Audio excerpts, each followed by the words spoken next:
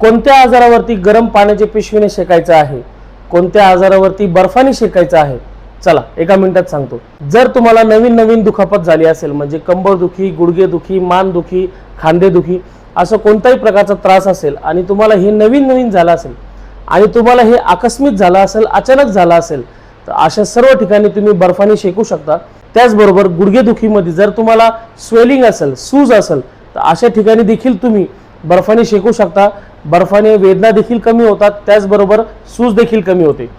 आता कोणत्या ठिकाणी गरम पाण्याच्या पिशवीने शेकायचं आहे किंवा गरम घटकांनी शेकायचं आहे, जर तुमचा आजार हा भरपूर दिवसांचा असेल, म्हणजे जवळपास 1 महिन्यापेक्षा जास्त, जर तुम्हाला कंबर दुखी, गुडघे दुखी, त्याचप्रमाणे खांदा दुखी, मान दुखी असा कोणताही त्रास असेल, तर अशा ठिकाणी तुम्ही गरम पाण्याच्या पिशवीने शेकू शकता किंवा गरम घटकांनी तुम्ही शेकू शकता। जर तुम्हाला क्रोनिक आर्थरायटिस असेल, म्हणजे जुना सांधेवात असेल आणि सांध्यांमध्ये सूज असेल, तर अशा ठिकाणी तुम्ही बर्फाने शेकू शकता। परंतु जर सांध्यांमध्ये सूज नाहीये, फक्त पेन होतंय, फक्त वेदना होत आहेत, अशा ठिकाणी तुम्ही गरम पाण्याची पिशवीने देखील शेकू शकता।